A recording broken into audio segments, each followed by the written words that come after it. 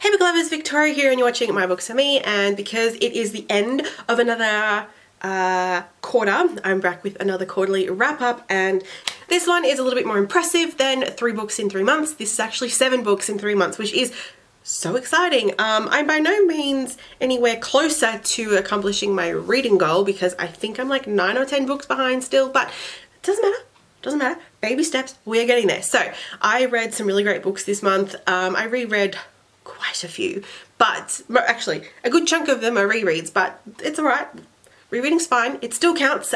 So yes, let us just dive right in.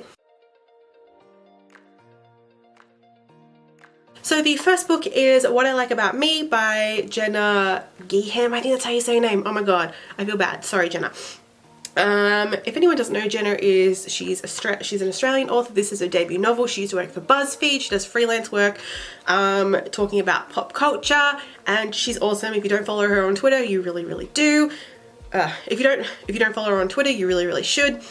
I was so excited when she announced her first book because I knew it was going to be awesome, and I didn't expect to love it as much as I did, but I did. I gave it 5 out of 5 stars. Like, it was amazing. It was so beautiful. I'm going to link below to my review that I did on this because it has been a while since I've read this book, but it was like beautiful. I related to this story so much.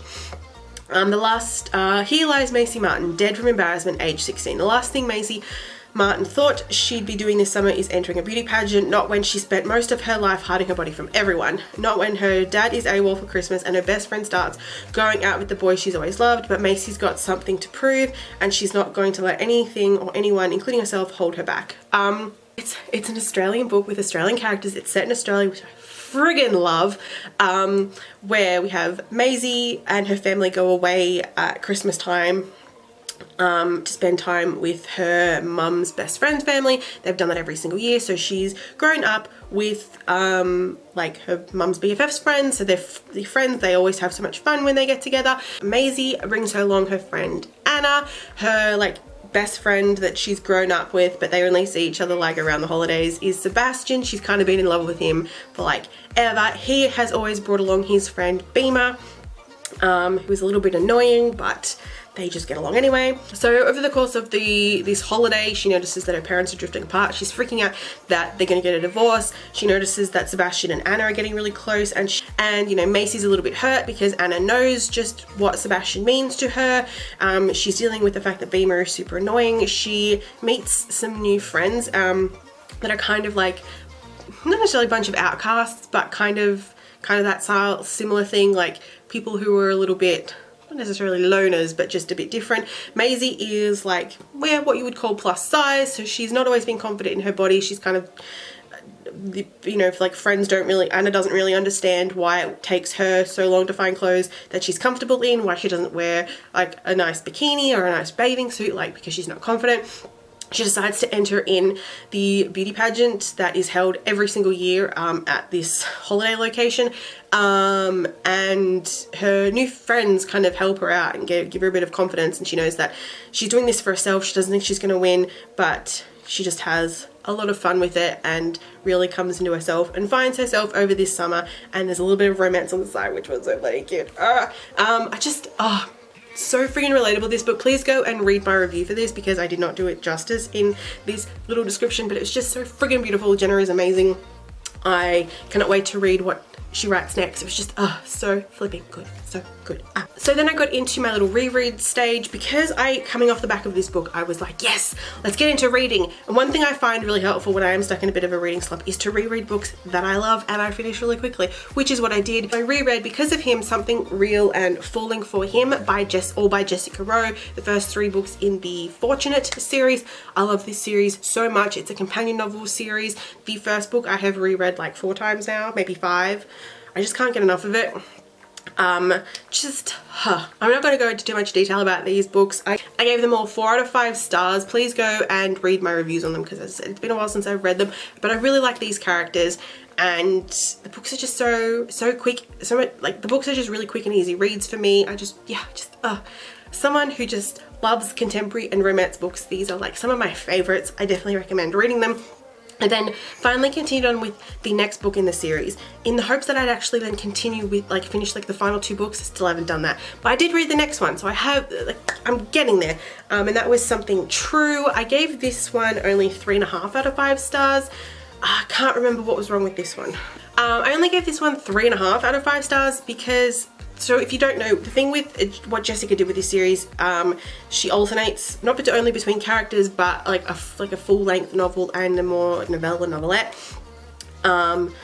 So this was like a novella. It was very, very short, and while I really liked following the characters we followed, the type of relationship they had where they essentially went from hating one another to then being in love with each other, like it was a story, and it's a romantic trope that honestly should have had longer to develop, because there wasn't enough for me to believe that yes, these characters are in love now, I ship them.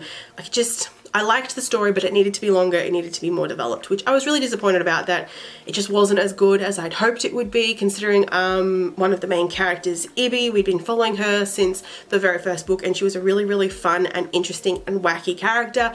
And while we did get to see that in the book, we just didn't get to see her and her relationship develop. But I did love that we got to see some of the other characters from the previous books and how their relationships have developed. So yeah, it was fun, but I wish it was better. Now I just really need to read the final book, which I'm excited for, because there's going to be some drama in that one. But anyway, fingers crossed I can get to that soon. Then on to my 2 most recent books and series that I'm focusing on. I'm actually listening to the audiobooks on these. So that is actually the Tomorrow series by John Marston. So these first 2 books were actually rereads for me. The first one is Tomorrow When the War Began. Oh my god, this series is so amazing. It's an Australian series. It's a dystopian series, but not like a traditional dystopian. It's a war novel. It's what if, like, Australia was invaded by a foreign army. That kind of dystopian thrown into that kind of dystopian world rather than like futuristic dystopian. This series was written during the 90s. It's very 90s, but the really good one thing I actually really like is that it aged so well. It's still so relevant. Like, there are only a few tiny little things in there that really highlight the time period it's set in. Like, they mention faxes, no one has a mobile phone. Our main character Ellie sort of mentions how, like, you know, they shouldn't be worrying about this war, they should be worrying about electronic mail and things like that.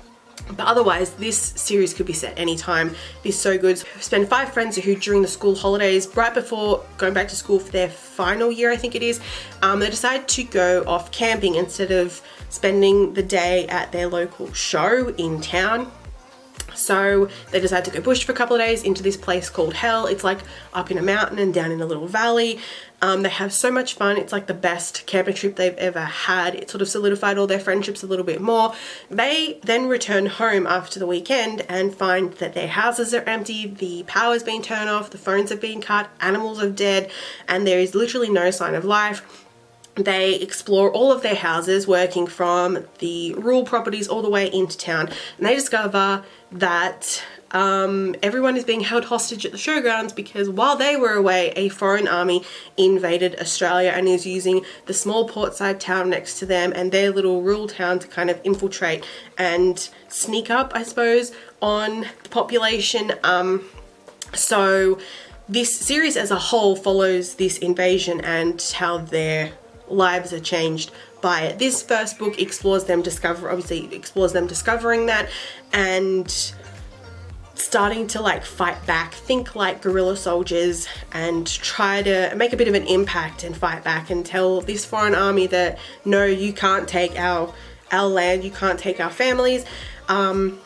It's really, really awesome. I actually read this back in high school. It was one of the books I had to read and it was so good. We actually listened to the audiobook in class back in the day, which was really good, and I haven't listened to the audiobook since then, so it was really great to listen to it.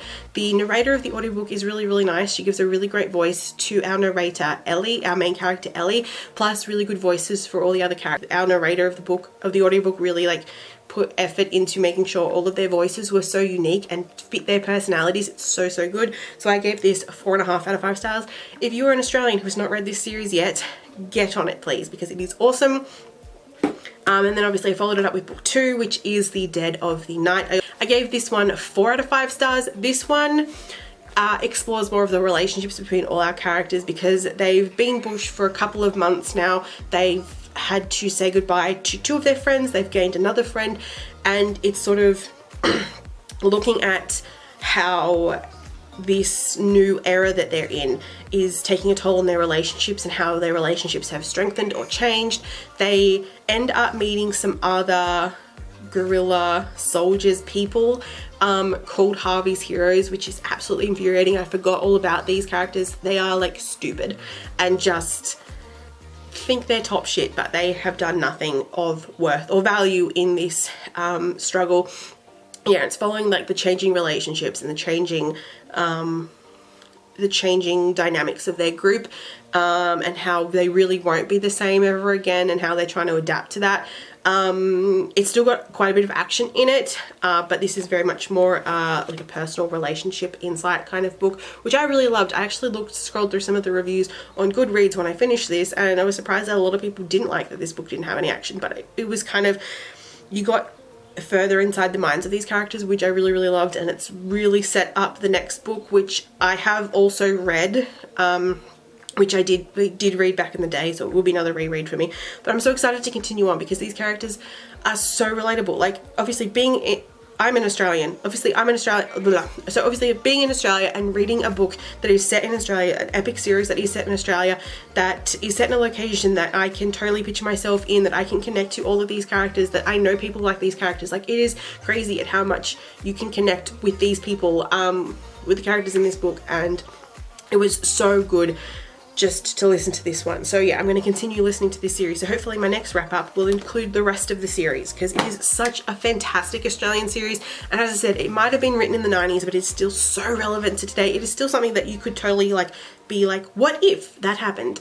It's nuts, it's emotional, it's crazy. I'm not prepared for the next book because of what happens at the end of it.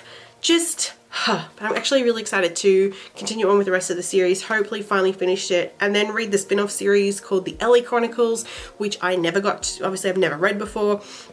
I'm like scared but excited for this series because John Marsden did such an awesome job with it, and I highly recommend to particularly Australians to please read it if you've not read it, and just anyone anywhere, please read it because it is such a good series. And I totally recommend watching the film. The film is awesome. I wish they continued the film series, and I wish they never made the TV series because it's just not the same. And I laugh at the fact that they still haven't continued the TV series like they sort of made out they were going to do. It wasn't as successful as they'd hoped because everyone was like, no. Anyway, enough rambling. I'll link below to all the reviews for all of these books. I don't know if I'll have a Dead of the Night review up by the time this video goes up. We will see. Otherwise, follow me on social media. I will talk about it and share it when it happens. So yeah, if you've read any of these books, leave your thoughts in the comments below. Give this video a big thumbs up if you enjoyed it, and I'll see you guys soon with another video. Bye!